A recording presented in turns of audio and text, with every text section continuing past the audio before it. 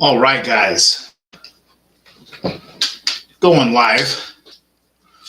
Running a little bit behind, a minute, which historically for boxing coaches would be real bad, right? Or would be real bad, rather, excuse me. Would not be bad at all. Hope everyone has had a good couple weeks of training. Just going to make sure everything's working well here. Hope everyone has had a good cool. All right, sweet. I got Miguel Cotto versus Lovemore on the back. I didn't realize that they had every single one of Miguel Cotto's training session. Or sorry, gosh, here I'm coming off of a night of training and whatnot. Anyway, I didn't realize that every one of his pro fights on YouTube. Yo, what's up, Gunner? What is up, Gunner? Great to see you, man. Or great to hear from you. I didn't get a chance to review your sparring yet, but I promise I'll get on that ASAP. Just shooting some stuff off here.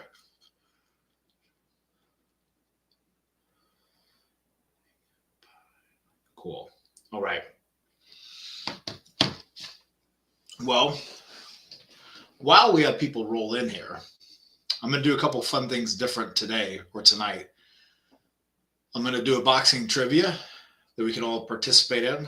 How does that sound, Gunner? Does that sound like a little bit of fun? How good are you, Gunner, on boxing trivia? Cotto was a very, I gotta get this one. G Money, Cotto was a very good boxer. Master left hook to the body. Yes, it certainly was. Oh my goodness. Look at that, guys. We come rolling in with Gunner with the KO. That's a lot of cups of coffee there, my friend. I really appreciate it. Lord knows I need it. And it's my love language is coffee. No clue. We'll see on the boxing trivia. Well, we'll maybe run that maybe 30 minutes into the broadcast. Into the broadcast, we'll talk about we'll do some fun boxing trivia. I have Britannica has some boxing trivia, and we'll see how good Coach Keith does it. But we'll also see how good you guys do on it, right? Because it's good to know. It's good to know about your sport and every element of your sport, the history of it, where it comes from, and know it really inside and out. And obviously, I'm not going to tell you all the benefits of that because you guys know it. Really, okay, so Jord Lev, really enjoy your content, and it's been very helpful for my fight this Saturday. I'm very happy to hear that. Jord, very happy to hear that, my friend. That's why I do this stuff, is because, man, when I started doing some of the more deep dives, people are like, man, this is really helpful. I was like, dude, let me do more of this. This would help blow up the channel to where it is right now with almost 14,000 subscribers. All thanks to people like you, my friend. What is it, your first fight, Jord, or how many fights do you got? And where are you, man? Where are you located? Love this community we're building here. At Henry, do you know the history of the hook? The history of the hook, man, that's a great question. It sounds like you might know the answer to that, or at least a thought history of the hook is. I'll tell you, I would be weary of what a history of the hook would be, because it might be, might be some different ideas of what the history of it is, but because it's not like stats and who beat and things like that. But I mean, at Henry, do you know the history of the hook? I don't have frankly good answer for that one. I do know that obviously it was utilized throughout bare knuckle boxing, even though they established a lot of straight punches. There definitely were some hook style shots and uppercut style shots. So yeah, beyond that, man, I don't have a lot of thoughts for you on that one, because a hook is kind of a natural style punch for somebody to throw, like a roundhouse punch is how some people would view it. Good question for you. I'll tell you what, since we're slow to make some action happen, besides, G Cush, Gunner, with the amazing knockout freaking, here we go. Henry, what's up? From what I've heard, the hook was introduced back in the 1740s. Yeah, see, that does go slightly before my time in boxing. 1800s is when I kind of start really paying attention. By Mr. Broughton. But at the time, it was a longer type of hook uh, than the short, tight hook that we tend to use these days. Interesting. Interesting. And I assume, was it like this? Because they were in merry old England, meaning here, here. And if you have an illustration or a resource that you recommend I check out, it'd be fun to look into that. Okay, according to Quora, anyways. Yeah, I mean, it might be the case. It definitely is one of the more common uses of it. Of course, Miguel Cotto, the master of the hook. Forgive me, guys. I've been like punchy all day, man. In our coach meeting we had today, I was just like, we did great, like on our report and scorecard and everything else. But man, I was a little punchy when I was talking. Okay, Jordan, I'm from Rhode Island, and it's an amateur event. Supports the boys. That's awesome, man. I'm 32, and I've been in the gym since I was 10. I've had 5 fights. This is my last event. Well, man, cheers to you, my friend. The last hurrah. Very cool, my friend. Very cool. Just throwing it out there. Would love to see Holmes versus Norton film study. Interesting. Interesting. That's actually a fight that I watched in the past few years. For a while, I was getting on an elliptical and just watching like a classic fight at night. And that was one, if I remember correctly, that I watched because it wasn't one that I'd seen when I was boxing much and spending time with my dad. And interesting. I'd like to know just kind of a shorthand idea there, Gunner, of what you find interesting about that. Interested to find out. It was almost kind of like an over-rotated punch with the thumb pointed more down. Yep. But once the glove came in, it developed into what we know and love today. Yeah, so more of like this. Yeah, cool. I've seen my opponent's fight from last year throws a lot of big overhand rights when he is pressured. Plan to slip under and go to the liver. Yeah, man, weave under the overhand. Definitely great strategy. And that's also, too, like, sometimes maneuvering away from that hand to your right side will be beneficial. But yeah, man, that overhand comes, weave under it. Absolutely. And that's where if we can utilize the jab from a reasonable distance, right? Are you shorter or taller, right? If you're taller, man, I mean, goodness, keep them at the end of that jab all day. At Henry, other guys on parallel 8, yep, they were definitely looking sharp. Looks like they have a great coach. Thank you, brother. I appreciate it. Yeah, I think one of my guys, Dean, pointed out, like you and a few other people were like, oh, Coach Keith. So that was awesome. And, man, and that's the thing, too, is so we all know, guys, it's not always about – because, I mean, there was a wide variety of goodness going on, right? Some good things by my guys, some not good things by my guys, right? We all have things to work on, and in sparring is the time to work on it. We want to spar. Like, for instance, with Kamari, who goes by Zoom, a lot of my guys that I had in there with him, besides Dean, are not on his level. And, well, why do we do that? Because, man, that's going to help them get on the level. We're only going to get better by going against better people with more experience. Now, of course, like you saw the Dean Agnew, he's right at Kamari's level, Zoom's level, and that's where it was a very tactical back and forth type chess match. Open to any advice, of course. Maybe an opportunity to talk counterpunching. Yeah, definitely. Well, here's the one piece of advice I will give you without being too just bullshitty is let's make sure we feint them, right? Make sure you feint them, make them want to bite on that overhand, and then after that overhand goes down, maybe left hook, jab. That's a great one. But I do love that idea of weaving under and left hook for the body. Now, remember, though, my friend, let's not leave the left hook there to the body. Let's follow back up top with a headshot just to clean it up, right? The 3 of the body, 3 up top, then a 2, perhaps. All right? That's my big thoughts. But at the end of the day, basic boxing, my friend. You've been boxing long enough to know what that is and be in the ring with enough people, I assume. So, be ready for anything. I've had many guys, no, forgive me if this is like a negative implant in your head, but I've had many guys that I film on where one of my guys was going to be fighting them, and we studied them. I'll give you an example. Jeff Lacy. I had this one journeyman fighter fight Jeff Lacy towards the end of Jeff Lacy's career in Jeff Lacy's hometown. And so I watched a lot of Jeff Lacy and the different things he would do. And not that he like changed for this fight or anything else, but man, at the end of the day, it was up to my guy to establish his fight and do what he needed to do. And really, the game plan came together in the fight. Now, were we able to materialize as much as we should have? No. Jeff was towards the end of his career, and in the very next fight, Jeff got knocked out. And so my guy could have definitely not knocked him out because my guy didn't have quite that type of power, but we could at least got a convincing decision. But regardless, let's see. Okay, Gunner. Just stumbled on it the other day. Wasn't familiar with Norton before, but really like his boxing. Felt like it was that sort of old school style. Felt like he won, but I don't know. It was considered controversial. Yeah, also an awesome fight. Yeah, what's up? And Rusty, yeah, what is up, my friend? Gunner, also watch when the Ken Norton Ali fights, right? Those are the ones I'm more familiar with.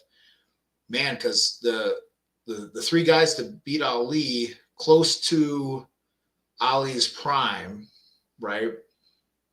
Two guys, sorry. The two guys to beat Ali close to his prime were Ken Norton and Joe Frazier, right? And so it's good to watch both those guys and understand a lot. Love it. Thank you. And I'm a little bit taller by an inch. Awesome, man. Yeah. Let's don't get too close with the jab. All right. Well, hey, guys, I'm going to take a moment to do some fun boxing trivia since we have maybe a few people in here. And let's have some fun. Let me share my screen on that one. Boom, boom, boom. All right, so guys, buckle up. Now, hey, the rules of this boxing trivia for everyone to do, okay? So what I would kindly ask you to do is, and I would love for everyone to participate in this, okay? No matter how much you know or don't know. Do your best to not cheat and look at other people's answers. And I promise I'm not going to look at your answers, okay? My hand's covering that part of the chat. And I'm going to try to give everyone time to put in their answers. And then from that, I will say what my answer is, and then we'll see who gets it right. Okay, I hope that's clear enough. Again, I'm a little punchy today. I don't know why. Maybe it's the weather. All right, so let's start the quiz, guys. The boxing quiz. See how much Coach Keith doesn't know about boxing, perhaps. All right. Ooh. Okay. Cool. So everyone can see that. I'm going to read it out. Who is recognized as the father of boxing because he invented precursors to modern boxing gloves and developed the first set of modern boxing rules? Oh my gosh, it's counting down. Holy crap. Oh my gosh. Man, I'm sorry, guys. Since we're out of time. James Jeffries is what I'm going with. Jack Broughton. Oh, you were just saying about Jack Broughton or whatever, right?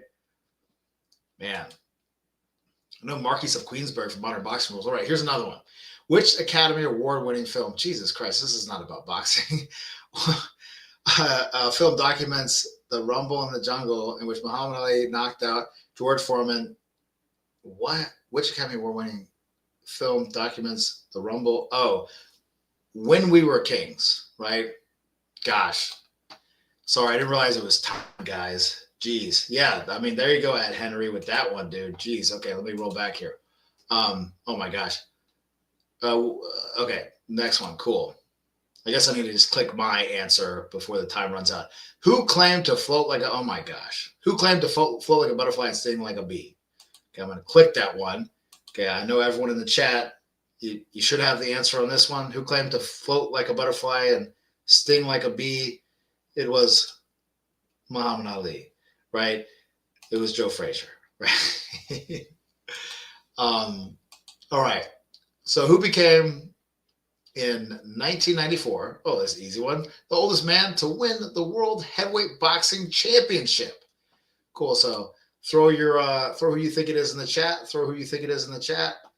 Yeah, Mike Tyson, LOL for the previous one, right? Yep, Ali G Money got it for that. Okay, so who you got in the chat for this one? Yes. You said Foreman. That's awesome. 1994. See, that's some real boxing history knowledge. That's right. Yeah, yeah. G Money. Yeah, that's right. Everyone got the Foreman. Everyone got the Foreman, right? So next one. Duh. Who was the first European to win the world heavyweight boxing title? This is a good one. This is a good one.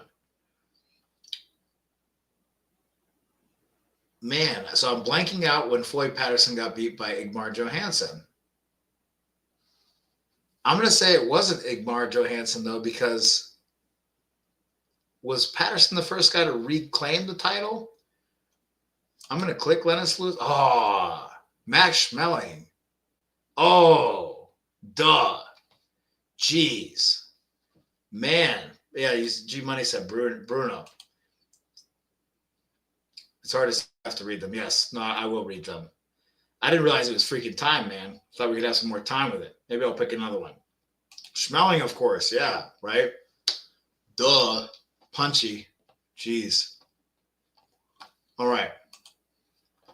Because then Joe Louis beat Max Schmeling because he said it'd be the championship, and Max Schmeling won it on a foul, right?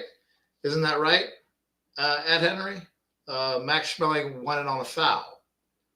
He got fouled, and by default, am I correct on that? Someone fact check me on that one. Geez, I need to brush back up on my boxing knowledge. I used to have this crap like the back of my hand. All right. What boxing punch consists of an upward blow delivered from the direction of the toes?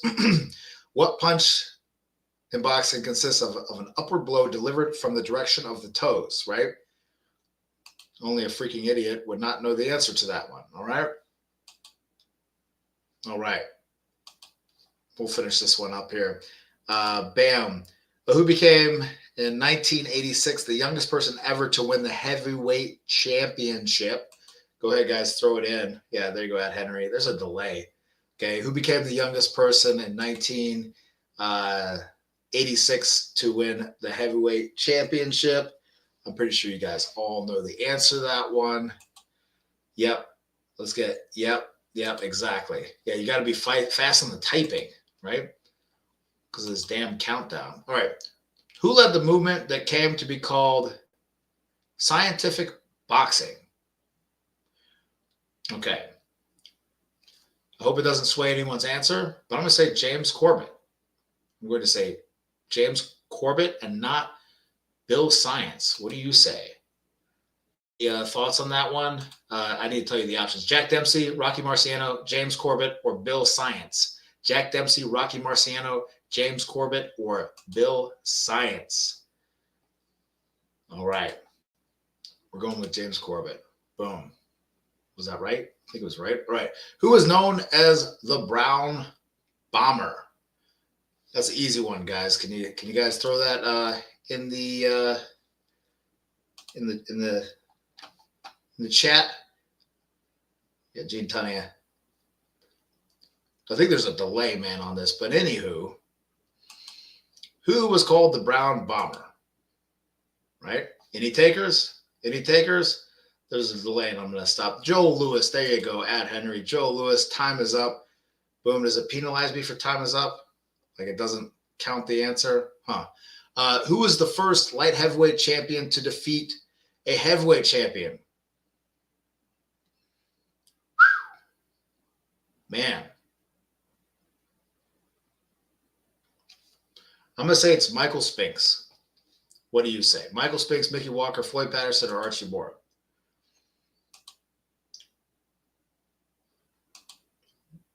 I'm going to say it's Michael Spinks. Yay. Who among these professional American boxers was the first to win the World Heavyweight Championship 3 times? It's going to be Muhammad Ali. Boom. Yeah, we'll go back to Q&A after this, guys. Forgive me for this is just a little blah, right? Who is considered the first heavyweight boxing champion? I guess Jack Broughton, right? Thanks to Ed Henry. No, James Fake. What popular bare knuckle fighter was also known as the Boston Strong Boy, John L. Sullivan. Next one, who was the first African American to hold the World Heavyweight Championship? Jack Johnson. Next, who was World Heavyweight Champion from 1952 to 1956 when he retired undefeated 49-0, right? Right? Okay. Jeez. Screw that. We'll leave that be and we'll jump back to K.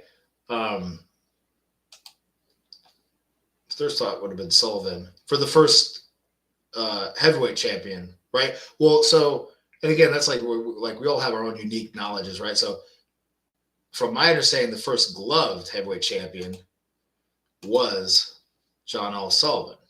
Okay, so that's my understanding of it. I do fancy myself as a boxing historian, but some of these go beyond a little bit. Oh, here, people putting in their answers as it went through because there's a flipping delay, right? Screw that. Time delay thing takes away all the fun. Anyway, let's jump into Q&A. Here, seriously, I'll get everyone into this tizzy of trying to quiz everyone for answers, and then there's a delay, and then you can't even get your damn answers in, right? Jeez. Right?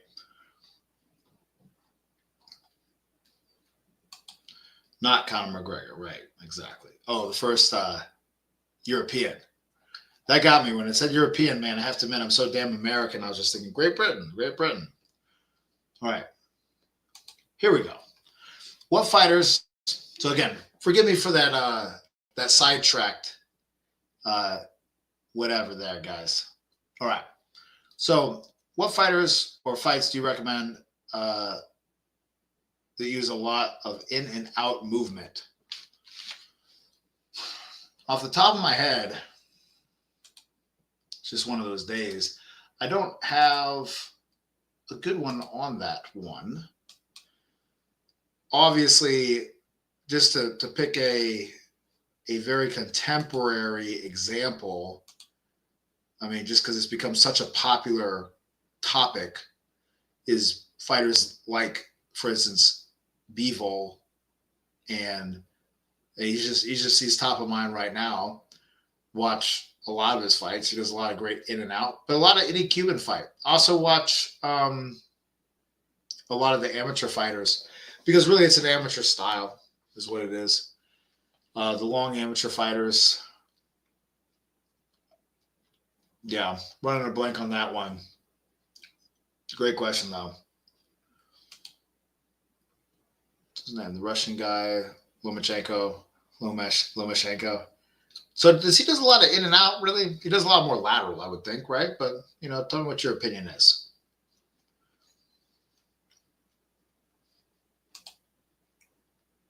That guy's definitely in and out like you wouldn't believe.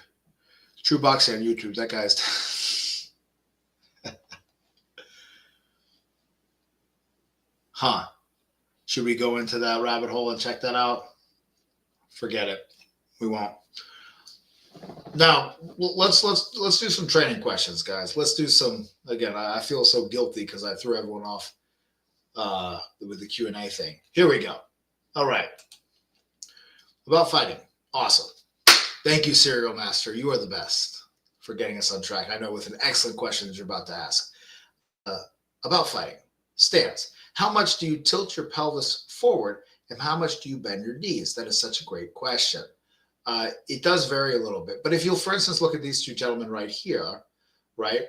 There's a slight bend of the knee so that it's essentially almost like the position like you're about to do a little hop, right? So a slight bend of the knee. You can see it exemplified here with these two gentlemen, Miguel Cotto and Lovemore. And a concaving like Cotto has of the waist. Now, see, when you start moving a lot, you'll stand up a little bit straighter, but like you see how Lovemore kind of has that concaving of the waist to the side. It's just that slouched position, right? Because if we get slouched, well, let me try to stand up. If we get slouched like that, we're going to automatically protect much more of our body with our arms, because scoring area is not the shoulders, is not the shoulder blades, right? So by doing that, it's just like you see really with like Lovemore, but then also where Kodo goes. It's just a little bit of that just slouched positioning, rolled shoulders. They're not up, but they're rolled over. It's hard to see with this black shirt, but they're rolled over versus shrugged up. I knew I could count on you, Serial Master. You are the best. If I'm sparring someone and maybe they're not on the same level, or maybe they are, should I be trying to put them down if I think I can? It's a great question. What do you think about honing and developing killer instinct? Yes, man. See, Gunner, you and Serial, you folks are some of my faves, man. I love everyone. Ad Henry, I love you a lot. Ad Henry. But you guys just my flavors of the past few days. Great question, dude. Because I put a lot of thought in this. Because let me go down a little memory lane and talk about my father, right? So my father was very big about hard sparring, as most old school coaches are.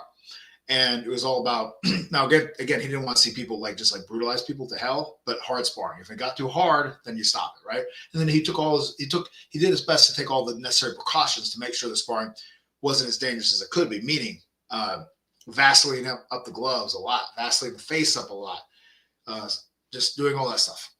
Now, I remember him telling me, someone asked him a great question, hey, Doc, why, this is how my dad talked, hey, Doc, why, you want us to spar just like we're going to fight? Because he was very explicit. And of course, there's many philosophies to this. He didn't believe in play sparring.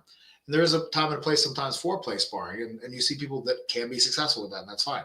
But anyways, it's very hardcore about you spar how you fight, right? You fight how you spar how you fight. And so they're like, well, Doc, if you want to be a good fighter, you got to go hard when you spar. And then if you get someone hurt, if you're training to lay off someone when you get them hurt or stop, aren't you training the wrong thing? Because then when you fight, you've been trained to stop and to not finish them off, right? And he's like, yeah, I don't really have an answer for that. So spending a lot of time, spending about a decade thinking about it, this is my thoughts and my answer for this. To develop a killer instinct, because I had a problem, Gunner. I would hit someone hard. I would rock them. And if that dropped them in sparring, it dropped them. But if it didn't, I wouldn't finish them. And then it translated to a thing of actually, when it's time to finish somebody, I had trouble. Okay? As a lot of people do, or some people do. Some people have a killer instinct automatically, but we're talking if you don't. And in my experience, a lot of people don't, especially in our modern society. Now, this is what I tell my guys, man, is once you hurt someone, let's say you hurt them with a body shot, or you hurt them with a headshot, then to get the idea of still going without just totally brutalizing your sparring partner, just start touching them. I've had a few fighters that have done this really, really well. That were really, really big punchers and were icing people in the amateurs really, really well. And they would kind of do this. They would get you hurt, and then they would just almost psychologically KO you, right? Which is better in terms of health than physically KOing a sparring partner, right? I'd rather somebody demoralize somebody in the moment instead of actually breaking the rib or knocking them unconscious. Okay, both are bad, but if we have to do one is a little bit more socially acceptable and better on a human, right, for long-term health. So yeah, they would just you go hard, you dig that hard left hook to the body, let's say, or you hit him with the hard right hand, whatever, and and then you start touching, just pick, because they're hurt. And you just keep picking, and you need to make a very explicit rule, or, I know you're not the owner of your gym, but in all the gyms I've sparred in and everything else, it's hey, if you're hurt, you got to take a knee. So dude, if you can't take it, you can't expect the other person to just stop. Take a knee if it's too much. Right. So I hope that answers your questions, but pick. And that gets you in the mindset of I hurt somebody and now I'm going to keep going versus I hurt somebody and I'm going to stop and I'm going to let them recover. Because it can be a bad habit. Now, some people can flip the switch and in competition, they the kill, and they will kill somebody. But some of us don't have that. So that's a great question, my friend. All right. Bones. Yeah, there you go. Hey, G Money, man. Like I said, it's been a long day. Super punchy. Orlando, Canizales, or however you say his name. Great. There's one where he fought this redhead guy. And I can't remember what the hell his name is, but I've sent that to a lot of my fighters. Great. There's in and out, but also just a lot of great movement, right? What's up, John Jones? One of my faves here as well. Great to see you, Coach. Any tips on blocking two with the rear hand?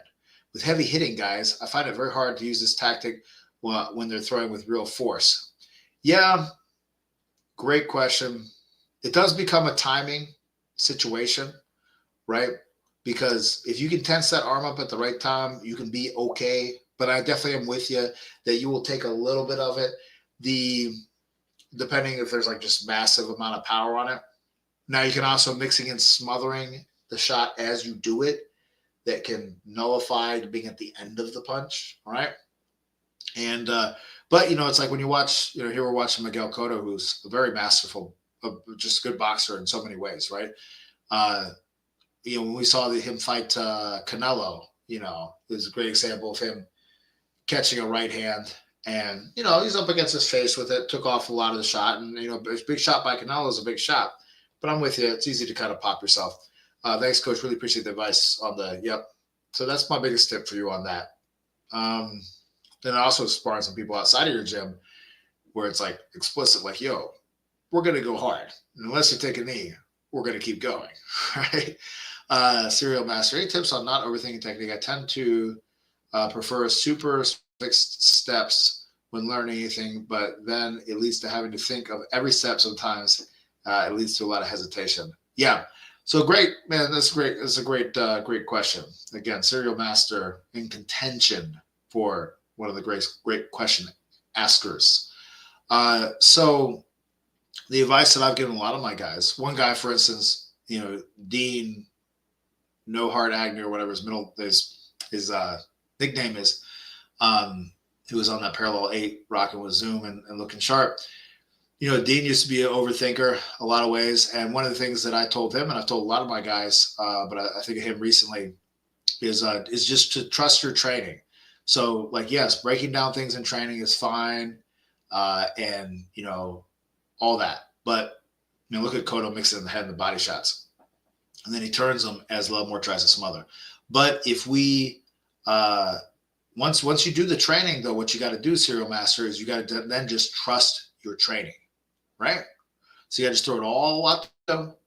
Trust that you've trained the habit, right? You ain't trying to break it down. And I have this problem too. It's like I'll try to throw a right hand. And I know if I'm sparring and I throw a right hand and I'm thinking about, did I like pivot on that?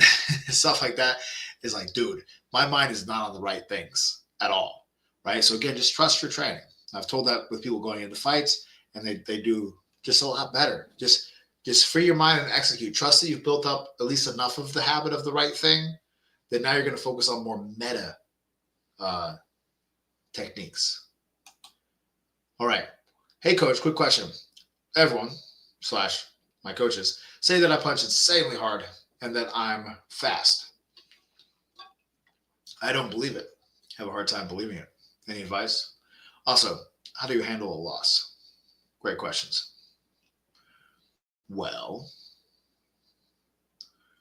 my question to you, man, I'm sorry to answer a question with a question, but how do you feel how do you feel you not believing that you have insanely hard power hurting you, right? I mean, I'm assuming that therefore it's like you're not maybe executing your power when it actually needs to be executed, right? Is that the issue? Because I would love to have a guy that just freaking hurts people and doesn't mean to and doesn't believe in it and is just making people crumble, right? Because sometimes when you have someone that's hard, or most of the time rather, when you have someone that's a hard puncher and they do hit hard, and they know they hit hard, they rely on hitting hard too much, okay? But to answer your other question, how do you handle a loss? The mantra of saying it's all good practice. It's all good practice. So you say to yourself, it's all good practice, because it is, right? And also as well, I mean, as an amateur, a loss doesn't mean crap. It means nothing. As a pro, it means something. But even with that, we can list a ton of pros that had losses, that had great careers, right? Biggest thing, man, is are you progressing, right? Because I've had plenty of guys that have gone on losing streaks. Are you progressing, right? So if you're, man, sometimes you might have a few losing streak as an amateur. This happens, man. Fights are close. A lot of them are really draws, but there's no draws as an amateur. So you just got to ask yourself, am I progressing, right? Am I progressing, right? So, and at the end of the day too, man, that the whole thing with the serenity prayer, right? So, Lord, give me the serenity to accept the things I cannot change, the courage to change the things that I can, right? Which is what you do, and the wisdom to know the difference. So, the serenity to accept the things you cannot change. Once you've lost, you've lost. There's nothing you can change, right? But you need, the courage to change the things that you can. You can't change the judges. You can't change, if you were sick. You can't change if you got injured, whatever. But your training, what you're doing, your mentality, everything else, you can change all that and you can control it. Hope that helps. Thank you, brother. Hello, coach. Which fighters would you recommend studying for someone who is short, 5'7"? And what weight are you, though? Other than Mike Tyson. Well, man, let me just use this opportunity. This opportunity to talk about. He's become more popular recently, so now I feel all vogue, right? But, man, Dwight Muhammad, quite. Actually, let's go Dwight Braxton. Yeah. We'll do him against Rossman. I know all of this dude's fights that there's any footage of. My dad and I studied the heck out of this guy. And my dad almost named his boxing gym after Dwight Muhammad Quayi. No amateur fights. He trained in boxing in Rahway State Penitentiary. Started boxing at a late age in life. 5'6", 5'7". I think the shortest light heavyweight champion in the history of boxing. Dwight Muhammad Quayi. Another one, too, is Henry Armstrong. But Dwight Muhammad Quayi. Now, there's some things that, everyone has bad things, too. Everyone has bad things. But he had a lot of good things. All right. Ed Henry, one of my favorite people right here. How do you develop correct distance management in a spar with someone you have never sparred before? Well, this sounds cliche. This sounds like a boilerplate answer, but with the jab, right? So we shoot out the jab, and from the jab, you establish what your range is. Then from their range, you can simply, by being a little bit out of range and as you step into range, then when they shoot something, just do a little step out and see by how much it misses you, right? So if I'm going against someone, or if I have someone going against somebody, if we just do a little slight step back, you see by how much they miss you, and that can give you an idea of what their range is. And then therefore, by also extending your jab out and siding up and doing your jab at its furthest length that you can do it, you can see what hits you or what comes to you, what gets close enough to you, right? What you're vulnerable for. And you can get a feel for it. It's like, okay, if I have longer range and longer reach than this guy, if I side up all the way and jab this guy and hit his chest and things like that, if I have slightly longer reach, I'm not going to get hit by anything, right? And you kind of get that feel of like, oh, he's shooting, but it's like coming up short. Or if, that's not the case, then, certain punches are coming and, you're blocking and catching them, etc. And that will kind of tell you your range. But it all comes off the jab. And then again, it also comes off of feel. Great question. How to be smart as a fighter? Well, dude, that's we'd have to take a few years on that one. Great question, though, Otto. How do you recover from a KO loss? Man. Well, that's a great question, my friend. The answer is some people don't, but some people do. A lot of people do. You got to decide what type of person you are. A lot of times it's a mental thing. Well, it's a mental and physical thing. Some people, they get KO'd and they physically are hurt and They might not ever recover from that. That's a real thing. But then also there's a mental side of it too. All right. You have to remember that this is where I'm very big on not over glorifying people, right? Acting like any fighter, no matter how great they are and how much of a legend they are, is anything more than just a human being. Because with that type of mindset of revering these people to be like, oh man, or think about this. Here we go. Great example. You could be like, man, before Roberto Duran fought Tommy Hearns, you could be like, man, no one can knock out Duran. No one can. Well, look at that. Someone did. So remind yourself, the greatest fighters in the history of boxing, a lot of them got knocked the hell out. Joe Louis, one of my favorite fighters ever, got knocked the hell out or TKO'd or whatever by Max Schmeling. But he came back from it. So, it's belief in yourself and overcoming that fear.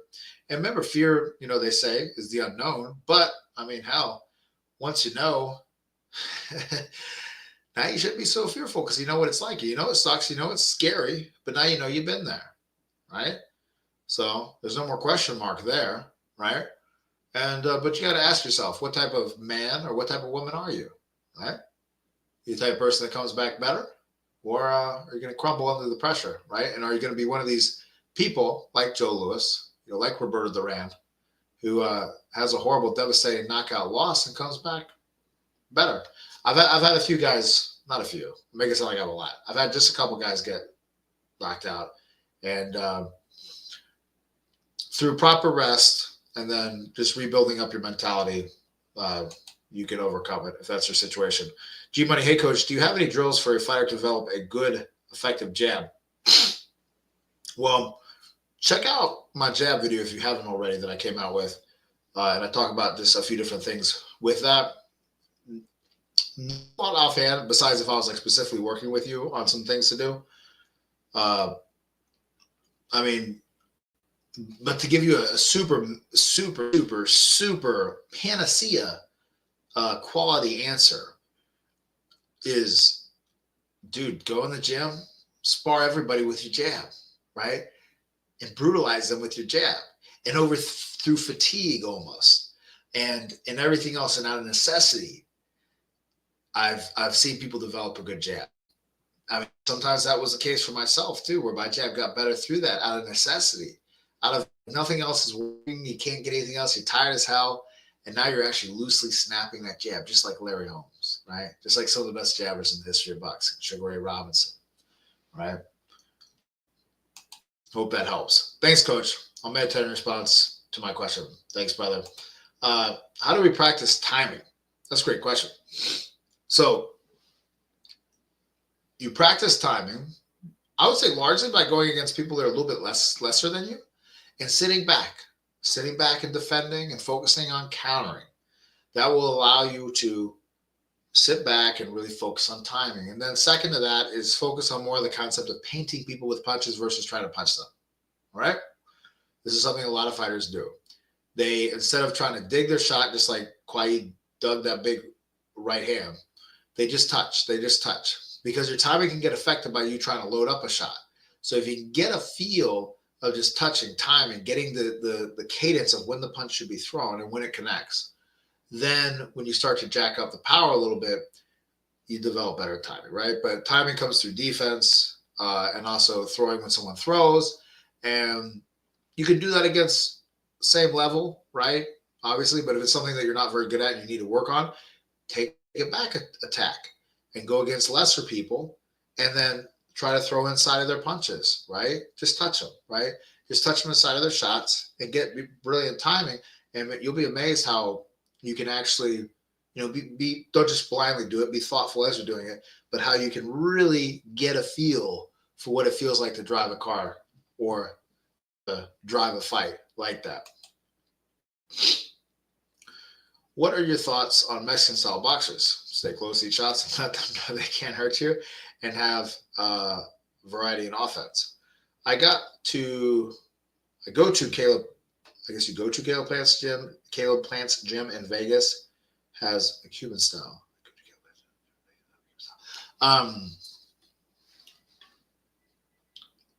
didn't know Caleb Plant had a gym in Vegas. That's cool. Yes. So Mexican style boxing, aggressive style boxing, I think it's important to have that in your arsenal, right?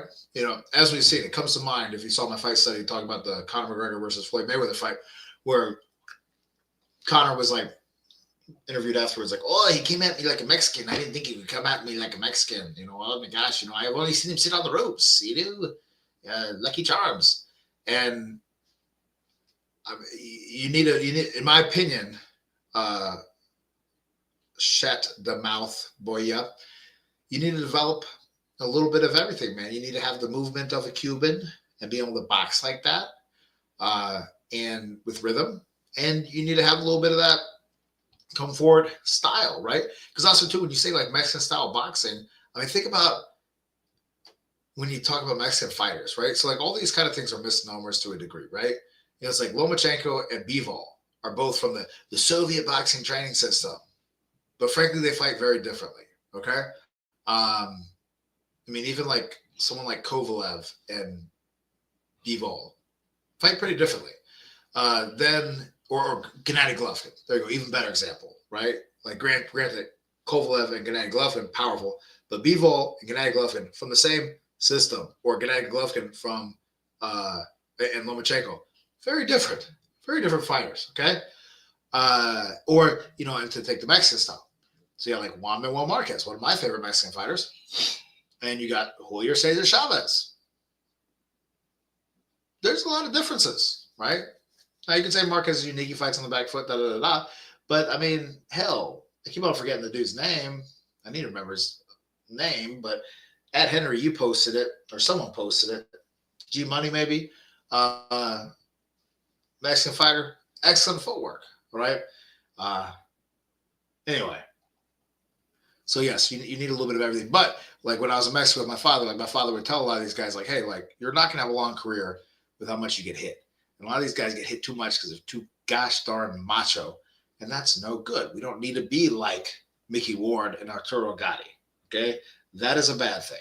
In my last sparring, I was staying more bladed and catching more with the rear. Nice. I found I had a little tougher time seeing the left hook, though. Tips. I found myself using my forearm more to catch. Cool. I have to watch it, man. You send it to me, I'll watch it.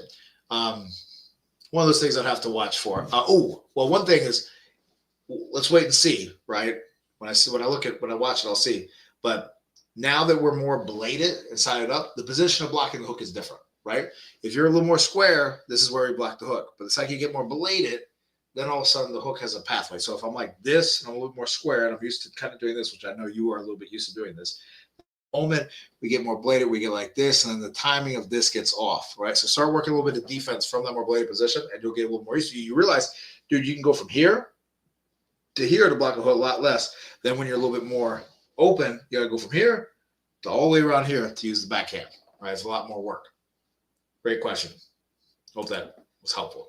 Just wonder if you're missing something. Yeah, one of those things I have to kind of watch. Because again, the one thing I can promise all you guys that are awesome part of this community is I will not freaking bullshit you, right? I will not BS you and give you some chalk answer of some crap that I don't think is going to actually be a helpful answer, right? If I don't have an answer that I feel is going to be helpful, as you guys have seen, I'm not going to give you an answer because I'm not going to BS you, right? Just like I wouldn't BS any of my fighters. All right. Because, man, I've seen some people BS their people. No good. How do we practice looking for and timing an opponent's step to cross counter, for example, especially when we keep our eyes on the opponent's chest a lot of times? I mean, dude, you can get a feel. You got to watch the feet to tell if someone's about to step. You can tell they're lurching. But again, people get into rhythms, Luis. People get into rhythms, and you can start reading the rhythms.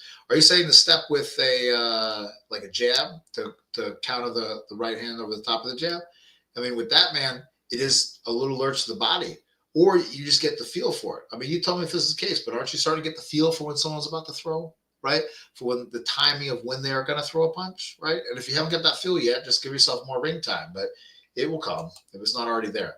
But you don't need to look at the freaking feet to do it, right? Trust me, you don't.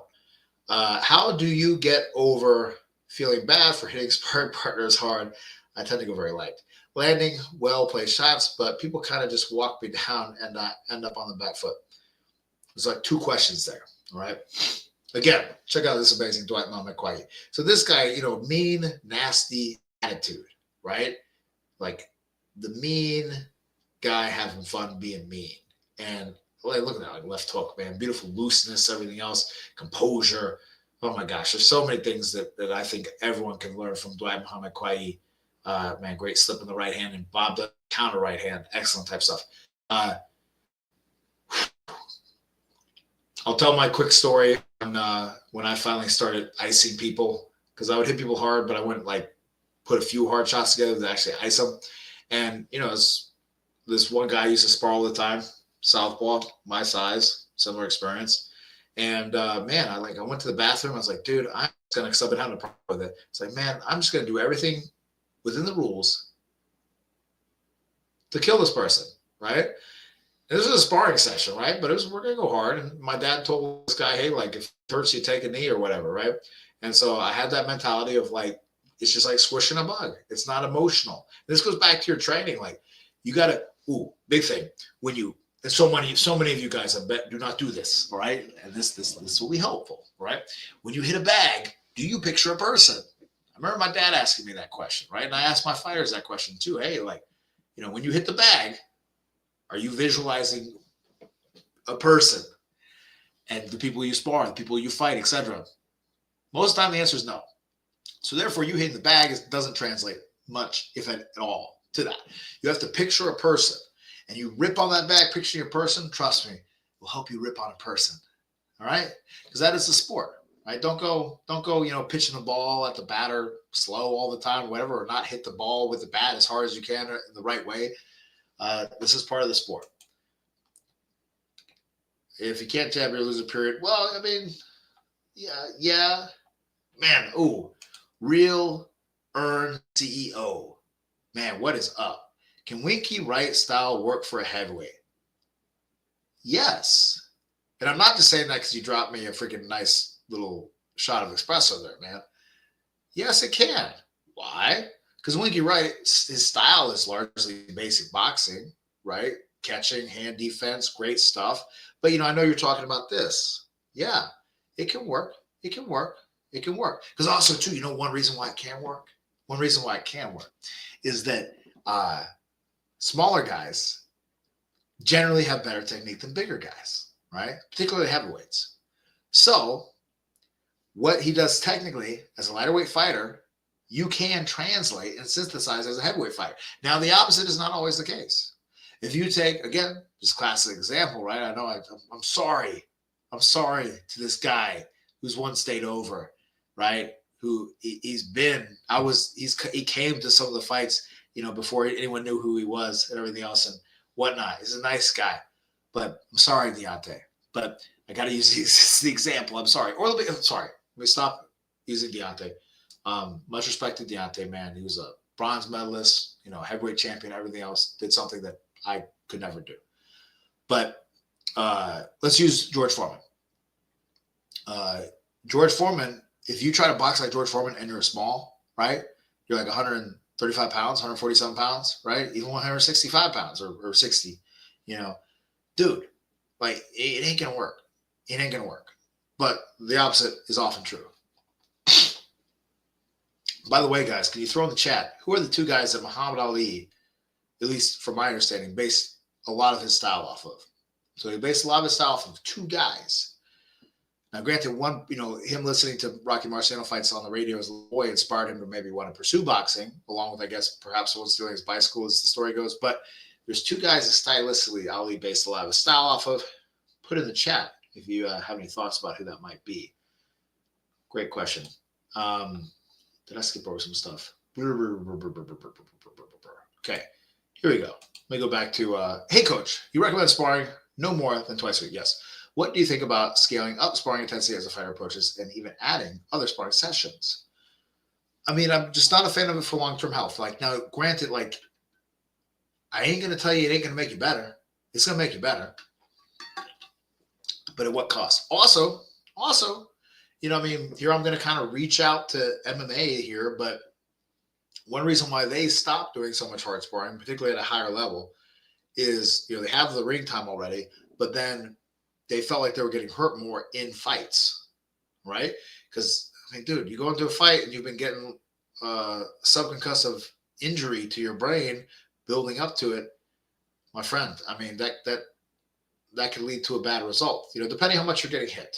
Now, granted, though, if you're someone that you're pretty good at not getting hit, you can fudge the numbers a little bit. I'm not saying you should, but you can fudge the numbers a little bit. But I mean, if you're boxing like whoever it was earlier who trains at Caleb's Plant gym, I guess in Vegas it is, and you're fighting like a Mexican. I'm not saying Mexicans fight like this, okay? Because they fight different. Many do. Like the two-time super heavyweight champion of Mexico, Elder Hernandez, who I got to spar with a few times when I was in Mexico. He boxed like Muhammad Ali. He didn't box like a Mexican. But anyway, a lot of these guys do like to take a lot of punches. And yeah, if you're sparring like that, no.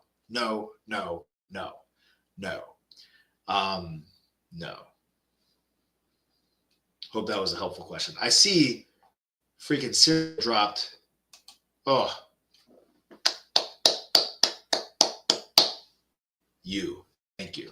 You're awesome. All right. Let's see.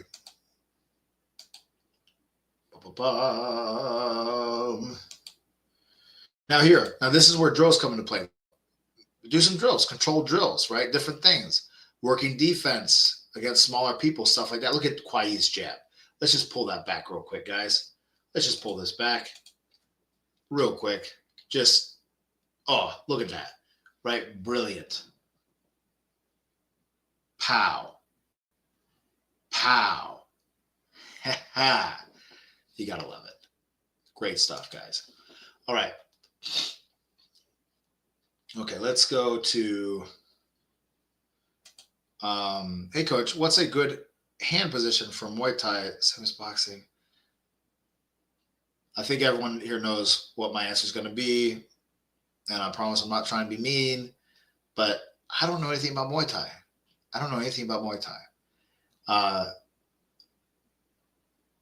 I know about things about Muay Thai, but I don't know anything about Muay Thai. I've never sparred Muay Thai. I've never coached a Muay Thai fighter. I've never competed Muay Thai. I was never mentored by, a big coach and inspiration for me as a coach and a dear family friend, Scott Hicks, may rest in peace. He produced a two-time world professional Muay Thai champion, Yohoshi Yehuda. But dude, I never seriously trained Muay Thai at all. I've trained it like 4 or 5 times. So I'm sorry, I'm not going to give you any thoughts about that.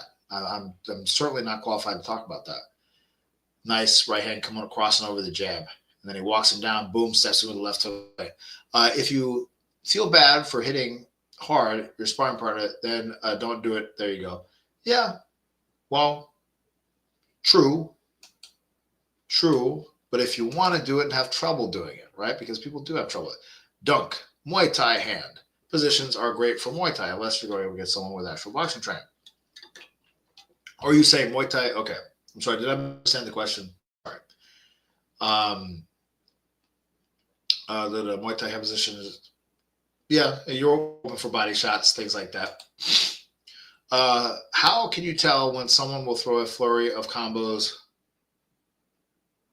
while also being able to throw combos back without being predictable? How can you tell when someone will throw a flurry of combos while also being able to throw combos back without being predictable? I don't quite understand your question. I'll have to revisit that one.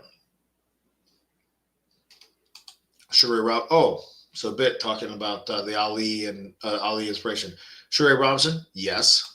And Jersey Joe, not quite. Maybe a little bit. I'm sure he picked up some of the moves of Jersey Joe. But Willie Pep, if you look at how Willie Pep moves around, it's very much how Ali moves around. And from my understanding, he would study a lot of Willie Pep's tapes. Little Italian guy, right? Hey, Coach, I've got my first amateur fight booked for January. Any advice? Sugar and Rocky. Yes, Ray Robinson, correct. Inspired by Rocky Marciano, but definitely not at all a similar fighter at all. Technically. Well, that's awesome, man. Any advice? Yeah, dude, train hard, get good sparring in, and make sure you spar against other people with, amateur fights. So you're properly prepared. And then when you go into it, to tie it back to Sylvester, who's amazing, dropping $5 freaking amazing super thanks, then trust your training. All right. So, when you go in there, Colby, just trust your training, dude. Listen to your coach. Listen to your coach. Zone in on that. Breathe. Make sure you keep your breath going the whole time and trust your training. If you've been training diligently and paying attention while you train, that's all you got to do. Listen to your coach. Trust your training. Right? That's it. That's it. Yeah, not Joe Louis, right? Ali, old, flat-footed Joe Louis. No, not quite. Again, I'm a bigger Joe Louis fan than I am a Muhammad Ali fan, but that's what Ali would say about him. Coach, I'm a much lighter amateur boxer, 120 pounds, yep, with a 5'9", excellent, super tall for the class. My sparring partners are always bigger, and I'm concerned that my opponent will be much smaller and a different style. Yeah, that's true. You're probably going to box someone about 5'5"-ish, 5'6". And the speed, I'm worried about. Yeah, I'm sorry. Just to play into your concerns. The speed. You'll definitely be okay with the power, but the timing and the speed of their movement and their punches are going to be a little bit of a problem. You got to get yourself some smaller guys to work with. So seek them out, man. Where are you at? Where are you located? Maybe I can give you some advice, but that's about it. Yeah, Willie Pep, that makes sense. Cool. Was watching the hooker video. Any downsides on having a really tight hook, as in the path being more linear than loopy? Yeah, I mean, the downside is you ain't going to get as much power at all. And you have to put yourself in a certain position to get it, right? It's harder to, at least in my experience, it seems like it's hard for guys to get it off, guys and gals, to get the shot off. Okay, so let's try to mimic what is typically, people with greater success. And if you look at the greatest hookers in boxing, here we'll go for this crazy, ridiculous fight. But if you look at some of the greatest hookers in boxing, man, it's that's how they're shooting it. All right, here, this insane, crazy fight. My school coach would have her watch this fight before all of her fights. She fought boxing under me, but fought MMA and Muay Thai. And interesting, it gets you in that warrior spirit. It's a chance to get to see like Ward doing a high guard. His hands are up, but he gets hit. His hands up is not the only answer. All right. Appreciate the encouragement. Yes, sir, Colby. Super excited for you, man. And just remember, Colby, when you step in that ring, you are separating yourself from hundreds, if not thousands of people, really thousands of people, that wish they had the cojones to actually get a sanctioned fight that's not against their buddy while they're drunk in the backyard, against someone else who also trained to fight, right? That alone separates you from so many of these crap talkers out there. So no matter what the result is, man, win, lose, there's no draws, but win or lose, dude, just be proud of yourself for doing the fight, okay? And then no matter if you win or lose, get back in there again, man, and make it even better the next time. All right. And also when you get back to the gym after your first fight, your progress just shoots up so much, right? Because then you really know what you're training for, and that level of intensity that you have when you fight, then when you come back to the gym, it's like the gym isn't as intense. It's a great experience. My bad, worded that question kind of weird. Yeah, no worries, dude. Rusty, no judgment, my friend. As you can tell, I can barely speak right now. Well, man, I mean, I think you got some work up there. I know some people up in that area, but yeah, dude, I'm sure you got some work, man. Have you tried to reach out for some different work? Maybe we could connect. People look at me and say I'm 130 type physique, but I'm a bit lighter. Dude, awesome. Man, dude, love it. You want to be predictable. While the guy is throwing. Yeah, the combination while they're throwing. Exactly. Cool. Great take. Bit. What is your opinion? Do you think most heavyweights lack, even at a top level? It's hard, man. They lack a lot of things. They lack. Hmm. Great question. I would say basic thing, just to go super basic, is athleticism. A lot of them lack athleticism, but that's an easy answer to say. Uh, just their overall boxing ability, right? Whether it's their time in the ring or the amount of styles they can do, or the variety that that they have, their defense. Um, that's kind of what comes to mind initially. Great question, real learner. Colby, to be fair, it was the backyard scraps that gave me the taste for the sport. I wish I started training a year ago. Yeah, no, exactly. But that's where most people end, right? Because they never have the cojones to do what you're about to do, my friend. So you're awesome. Super excited for you. Um, yeah, man, you're making some sense. By the way, guys, I'm going to close out in about maybe 5 minutes. All right. So if you want to help support, drop some super thanks down, just like Serial Crush and Gunner did. Much appreciated. I like Richard Torres Jr. a lot. Bring back lighter heavyweights. Yes, I'm with you, dude. Yeah, I don't know much about Richard Torres. I will try to remember to look into him. But yes, lighter heavyweights. They don't need to be so gosh darn big and bulking. If brawling and exchanging combinations, most CQ punches higher. Yep, exactly, man. Watch the counter video. That's what I finished up with talking about that just came out yesterday. Thanks, Bit makes sense. Awesome. See, everyone helping each other out. Got any dojo storming stories as in some random just wanting to spar a coach or fighter? It's a good one, but I don't want to get into that one. More of stories of other people on that one. Do you think do you think there would be a diminishing return in an over athletic heavyweight? I'm going to say no. I'm going to say no. Richard Torres is solid. Man, let me put him on in the background, right? Is there any fights of his up? I mean, obviously, probably there is. That's how you guys know who the hell he is. Richard Torres Jr., right? Versus? Oh, this guy. He looks familiar. But here, we'll put it on the back burner. Or on the back side. Here you go. All right. Perhaps someone can be so athletic that their technique goes out the window. Yeah. I feel you. Fair point. But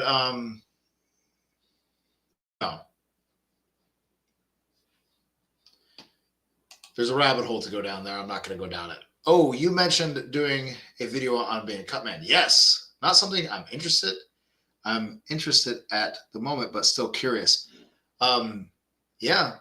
I mean, again, it might bomb, it might not, but I do know that there is a need for it. And I think the more people really, you know what? Here's my thought on this one: is that the more people know, kind of like, because you'd be shocked at how much people don't know things like fighters, right? Like, man, I've been in pro fights where it's like in the dressing room, you have people that pro fighters that like they have someone wrapping their hands, doesn't know how to wrap hands, and again, like this is not like at the elite level, but we're talking like, the circuits, right? And it's just like, dude. And so I feel like besides all of the technique stuff I talk about, if fighters also could be more educated on what like a good coach is and what all this other stuff is, because if you want to be a professional, you need to be a professional, and a professional knows most about all the things of their profession, right? And even if you're an amateur, you should treat it like that. But yeah, thanks for the reminder on that, because that's something I've thought about, and yeah, I might have only mentioned that in the video that when I was reviewing your footage. How do you have a strong, hard? How do you have a strong heart to penetrate? I'm happy I'm not the only one that talks like that, right? Is it a boxing thing? Hard to penetrate high guard style, wicked right, but still be relaxed in your arms, shoulders, and posture, right? How do you have a strong, hard to penetrate high guard? Oh, how do you have a strong, hard to penetrate high guard, right? well, again, is okay. So if right now, I guess this guy's doing a high guard in a sense, but right now, if I do a high guard like this, right, and I have gloves on, right, so the fingers aren't as much of a problem, but I'm like this, kind of like Winky Wright style, right? You can tell my arms are not as long as his, right? So if I can tighten up when the shot still comes, right?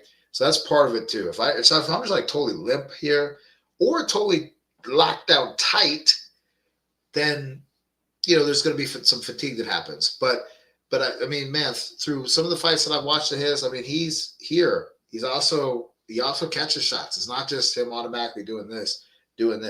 But there's tension because he's seeing the shot coming versus just kind of zoning out and tensing or relaxing and hitting yourself. Because again, if you just put your hands relaxed on your face right now and I punch you and we both have gloves on, it's going to be trouble, right? And if you just say tense the whole time while I'm punching you, it can also be some trouble as well. It's a matter of time. It's a great question. Otto, Coach, can you give a few examples of how to be a smart fighter? Let me try. I kind of just threw you to the wind on the last time you asked that question. So let me just try, my friend, to finish off with a bang. To avoid the torn meniscus question. Give it rest. Okay, but let me answer your question. Yeah, might be right on that one there a bit. Okay, but let me answer your question, my friend. Example of being a smart fighter. Smart fighters, they listen to their coaches. Okay, that's number one.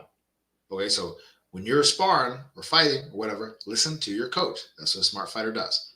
I missed how Torres stopped him. Is this the same guy that's like a TikTok? Like also like seeing a lot on TikTok, whatever, or Instagram? Yeah, nice combinations. Anyway, so, and then also, I mean, dude, my friend, Otto, you know the answers. Okay, but so listen to your coach. Jabbing, smart fighters jab, right? And smart fighters don't take unnecessary punishment. All right? I know I'm kind of being demeaning to some other styles of fighters, but smart fighters don't take unnecessary punishment. All right, my friend. When's the next live stream? 2 weeks from now. All right, guys. So to wrap up, thank you for keeping me on track, Otto, for wrapping up. So Coach Keith can get some rest. So then therefore tomorrow I can buy some coffee. Thanks to Zero Master and Gunner and CEO. Forgive me, I forgot the rest of your name. CEO Killer, and maybe one more person drops a super thanks, buys me a cup of coffee. The next live I'm going to do, guys, is going to be December 23rd, the week of Christmas, the day before Christmas Eve. All right, I'm going to try to get some stuff prepared. Serial, you're the best. You drop so many freaking super thanks. It's amazing. I appreciate. Thank you as well, at Henry. I really appreciate it. I appreciate all the support, guys. If someone can drop one more super thanks, that would be amazing to finish it out. Locked and loaded on the coffee. So I really appreciate that. And I think Gunner started us off with a bang with a $10 one in the beginning. And then we had a few other people drop. Real CEO Earner dropped a $1.99. Serial Master came in hard with the $5 super thanks, getting a cup of coffee. Matt, I missed your stream. I'll be in the next stream. Yes, Camden. This is great, Coach. Hit that like button, you losers. Yep. And hit that. I mean, bit. Super thanks button. You $1.99, maybe. Anyway, Camden, Matt, you missed it. You'll be on the next one, 9:30 p.m. Eastern Standard Time. Put it in your phone, right? Right now, guys. Finishing out, put it in your phone. See, I got it up on my phone just to make sure the stream was right. Put it in your phone, put it on the calendar, 9:30 p.m., the 23rd, the week of Christmas. We can celebrate together, guys. Great community here, great support. I really hope this was of value to everybody, and love y'all. See you on the next video, and see ya on the next stream. Hope you have a great week and great training in Athens. Henry, boom! You're the man, man. Thank you guys. Later.